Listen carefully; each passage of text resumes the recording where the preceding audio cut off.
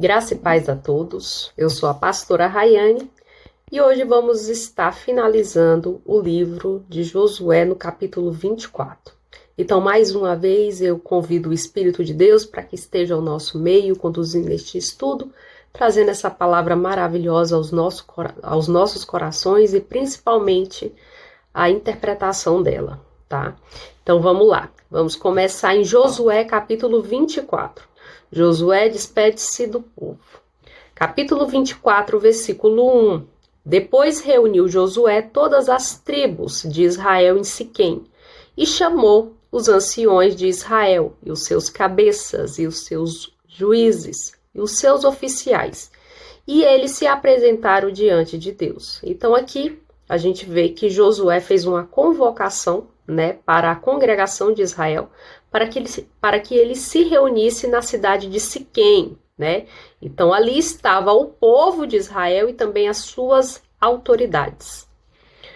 Continuando agora no versículo 2. Então Josué disse a todo o povo: assim diz o Senhor, Deus de Israel: antigamente, vossos pais, Tera, pai de Abraão e de Naor, habitava da além do Eufrates e serviam outros deuses, Então aqui, antes de Deus chamar Abraão, separar ele da parentela dele, do povo dele, da cidade dele, Ali a gente pode observar que a família de Abraão era idólatra, era uma família que cultuava outros deuses, muitos deuses, E aqui Deus escolhe Abraão e separa ele da parentela dele, do povo dele, da cidade dele e manda ele para uma terra que Deus estava separando para a descendência de Abraão, tá?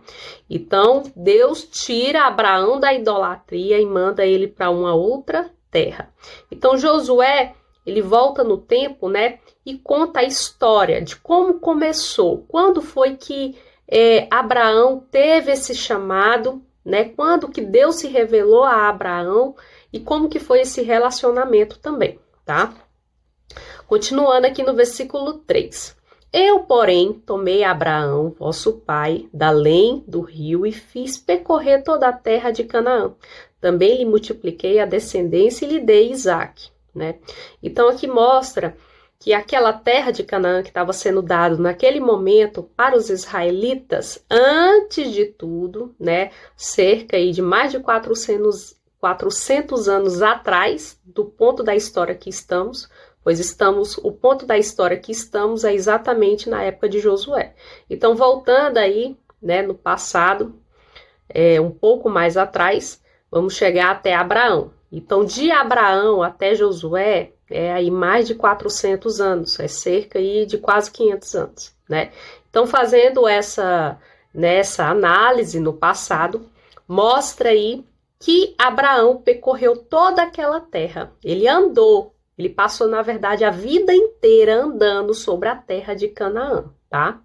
Então, entra também naquele texto, que Deus fala para Josué, inclusive: aonde tu colocares a planta dos teus pés, eu te darei por herança, Então, o que ocorre? Abraão fez isso, ele percorreu toda a terra de Canaã, Deus foi mostrando todo o território que seria da descendência dele. Continuando agora, no versículo 4. A Isaque dei Jacó e Esaú. Esaú dei a possessão das montanhas de Seir. Porém, a Jacó e seus filhos desceram para o Egito, Então, aqui começa-se a contar a história de como que os israelitas, foram parar lá no Egito, Então, foi através aí, Jacó, ele foi parar lá através de José. Continuando agora no versículo 5. Então, enviei Moisés e Arão e feri o Egito, com o que fiz no meio dele, e depois vos tirei de lá. Então aqui fica claro também que Deus feriu o Egito. Por quê? Porque os israelitas foram escravizados naquele lugar. Se não fosse por uma mão poderosa e com muitas demonstrações de poder, os israelitas não sairiam de lá, eram escravos daquele lugar. Então Deus os tirou com mão forte, Então, Deus tirou os israelitas da terra do Egito. E não só isso, feriu aquela terra. Continuando agora no versículo 6. Tirando eu vossos pais do Egito, vieste ao mar. Os egípcios perseguiram vossos pais com carros e cavalheiros até o mar vermelho. Versículo 7. E clamando vossos pais, o Senhor pôs escuridão entre vós e os egípcios, e trouxe o mar sobre estes, e o mar os encobriu. E os vossos olhos viram o que eu fiz no Egito. Então habitastes no deserto por muito tempo. Então aqui ele conta a parte da história em que os egípcios perseguiram os israelitas quando eles estavam atravessando o Mar Vermelho. Os israelitas conseguem sair, conseguem fazer a passagem do Mar Vermelho e ali o mar cobre os egípcios, afogando-os naquele lugar, tá? E aqui também mostra nesse texto que eles habitaram muitos anos no deserto. Eles ficaram 40 anos por conta da incredulidade deles. Deus deu uma sentença onde eles ficariam no deserto até que se acabasse aquela geração incrédula, tá? Continuando agora no versículo 8. Daí eu vos trouxe a terra dos amorreus, que habita da lei do Jordão, os quais pelejaram contra vós outros. Porém, os entreguei nas vossas mãos, e possuístes a terra, e os destruístes diante de vós. Então, essa terra aqui dos amorreus, provavelmente é aquela terra que ficou para os rubenitas, para os gaditas e também para a meia tribo de Manassés, porque eles herdaram as terras que ficaram antes do Jordão. Continuando agora no versículo 9, levantou-se também o rei de Moabe, Balaque, filho de Zippor, e pelejou contra Israel. Mandou chamar Balaão, filho de Beor, para que vos amaldiçoartes, porém eu não quis ouvir Balaão, e ele teve que vos abençoar. Assim vos livrei da sua mão. Então, às vezes que Balaão tentou amaldiçoar Israel, porque Balaão era um profeta, inclusive era um profeta de Deus até se desviar dos caminhos do Senhor. Então, quando ele tenta ali amaldiçoar Israel, o Espírito Santo toma a boca dele e ele abençoa por 3 vezes. Então, a tentativa dele ali é frustrada. Só que Balaão, ele não para por aí.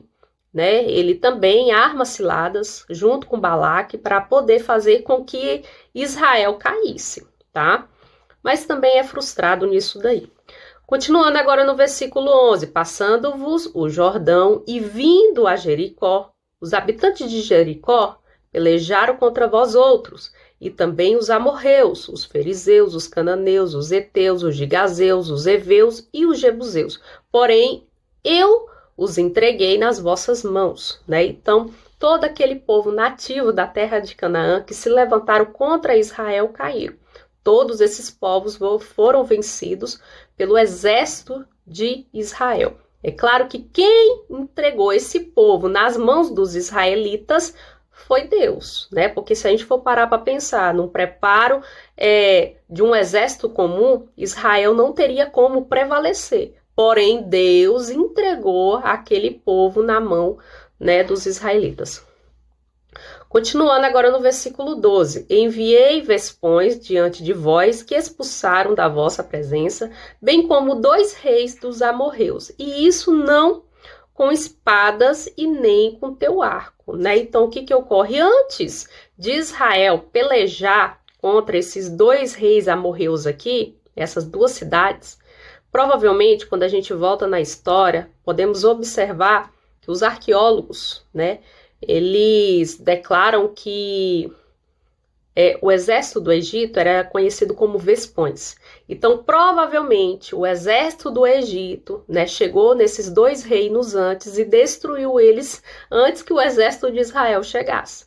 Então, acaba que eles ocuparam a cidade sem ter que guerrear, porque uma outra cidade, um outro lugar tinha guerreado antes por eles. Continuando agora no versículo 13. Dei-vos a terra que não trabalhartes e as cidades que não edificartes, e habitartes nela, comei das vinhas e dos olivais que não plantartes. Então acaba aqui que essas cidades, essas 2 cidades foram entregues de bandeja, porque eles habitaram nessas cidades, puderam usufruir da cidade já edificada, puderam usufruir das plantações que ali estavam, né? E Deus entregou aquela cidade de mão beijada, né, para eles. Precisaram nem guerrear, na verdade. Agora vamos lá para o versículo 14, a renovação da aliança. Versículo 14. Agora, pois, temei ao Senhor e servi com integridade e com fidelidade. Deitai fora os seus deuses, a quais serviram vossos pais, da além do Eufrates e do Egito, e servi ao Senhor. Então aqui Josué, né, ele convoca Israel para que servisse o único Deus. Provavelmente a idolatria já estava começando novamente ali no meio deles, né? Então o que ocorre? Josué fala, olha, aqueles deuses do passado, tira do vosso meio. Né? Deus já tirou Abraão do meio da parentela justamente para isso, para que libertasse ele da idolatria, para que ele e a descendência dele pudesse servir um único Deus, né? Então ali ele também faz uma repreensão a respeito de alguns que poderiam estar também servindo os deuses do Egito, né? E também até os deuses cananeus, né? Então eram para eles se voltarem ao único Deus. Versículo 15, porém, se vós parece mal servir ao Senhor, escolhei hoje a quem servais. Se aos deuses a quem servia os vossos pais, que está da além do Eufrates, e os deuses dos amorreus em cuja terra habitais, eu e a minha casa serviremos ao Senhor. Então aqui Josué ele se posiciona mostrando que ele e a família dele serviria ao Senhor. Mas aqueles que queriam servir aos outros deuses, que não ficasse ali, né, no meio termo, servindo ao Deus de Israel e os deuses estranhos, né, e os deuses do passado. Então aqui ele convoca o povo de Israel para uma escolha decisiva, né, e ele se posiciona como uma pessoa, e ele e a casa dele, né, se posiciona para servir ao único Deus, que era o Deus de Israel, tá? Continuando no versículo 16, então respondeu o povo e disse, longe de nós abandonarmos o Senhor para servirmos outros deuses. Então aqui também o povo começa a se posicionar, né, em relação a servir a Deus. E era exatamente isso que Josué queria, esse posicionamento.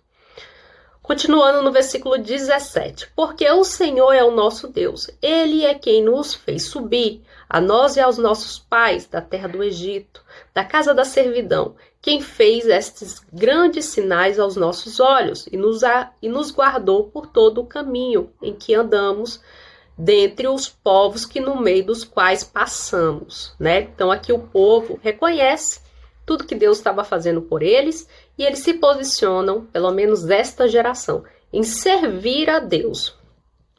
Versículo 18, o Senhor expulsou diante de nós todas estas gentes, até o amorreu, o morador da terra. Portanto, nós também serviremos ao Senhor, pois Ele é o nosso Deus. Versículo 19, então Josué disse ao povo, não pode servir ao Senhor, porquanto é Deus santo, Deus zeloso, que não perdoará as vossas transgressões, nem os vossos pecados, se deixardes o Senhor e servistes deuses estranhos. Então se voltará e vos fará o mal, e vos consumirá depois de vos ter feito bem. Então aqui está mostrando que Deus não ia aceitar uma situação em que aquele povo servisse deuses estranhos e também servisse o Senhor, né? Então, se aquele povo queria Deus, né? Deus como Deus deles, eles também tinham que ser o povo de Deus, né? Então, aqui realmente Josué ele pressiona o povo para que tomasse um posicionamento e um posicionamento de servir somente um Deus, né? Que era o Deus de Israel. Versículo 21. Então disse o povo a Josué, não antes servimos ao Senhor. Versículo 22. Disse Josué ao povo, sois testemunha contra vós mesmo de que escolhestes o Senhor para servir. E disseram, nós o somos. Versículo 23. Agora, pois, deitai fora os deuses estranhos que há no meio de vós e inclinai o coração ao Senhor, Deus de Israel. Né? Então, aqui, Josué lhe cobra para que aqueles que ainda estavam voltados para a idolatria, que ainda estavam adorando outros deuses, que pudessem jogar esses deuses fora e de verdade se voltar ao Senhor com o coração, né, verdadeiramente. Versículo 24, disse o povo a Josué, ao Senhor nosso Deus serviremos e obedeceremos a sua voz. Né? Então eles passam ali a se comprometer com Deus. Versículo 25, assim naquele dia fez Josué a aliança com o povo, lá pôs por estatuto em direito em Siquém. Né? Então aqui ele firma uma aliança com aquele povo, né? Aquele povo estava dando a palavra deles, que eles iam servir a Deus, né? Então aqui uma aliança é feita com aquela geração e com Deus, tá? Era como se eles estivessem se consertando perante ao Senhor. Agora vamos para o versículo 26, tá? A pedra testemunha. Versículo 26. Josué escreveu estas palavras no livro da lei de Deus. Tomou uma grande pedra e a erigiu ali debaixo do carvalho que estava em um lugar santo do Senhor.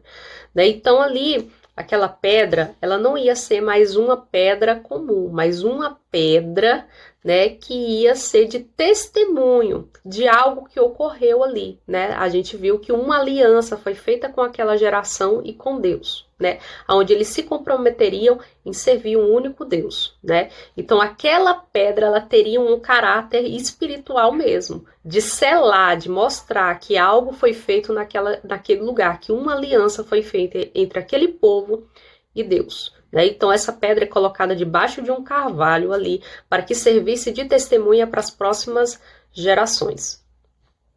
Versículo 27, disse Josué a todo o povo, eis que esta pedra nos será de testemunha, pois ouviu todas as palavras que o Senhor nos tem dito.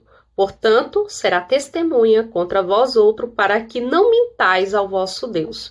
Versículo 28, então Josué despediu o povo, cada um para a sua herança, né? Então aqui ele faz aquele ato, né? Ele coloca aquela pedra como testemunha, aquela pedra não é mais uma pedra comum, mas uma pedra que simbolizava algo espiritual que ocorreu naquele lugar.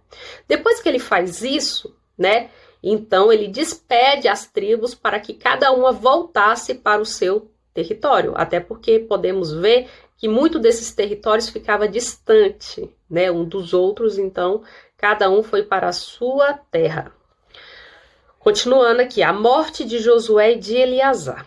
Versículo 29. Depois destas coisas, sucedeu que Josué, filho de Num, servo do Senhor, faleceu com a idade de 110 anos. Então, Josué falece com a idade de 110 anos. Então, tudo que era para ser feito, Josué fez, ele cumpriu a missão dele na íntegra, né? Ele tinha que guerrear com aquele povo, liderar aquele povo naquele momento de conquista, né, da terra de Canaã, assim o fez. E por último ainda ele deixa o quê? Uma palavra de encorajamento e ainda faz uma aliança, né? Ele faz com que aquela geração faça uma aliança com Deus, né?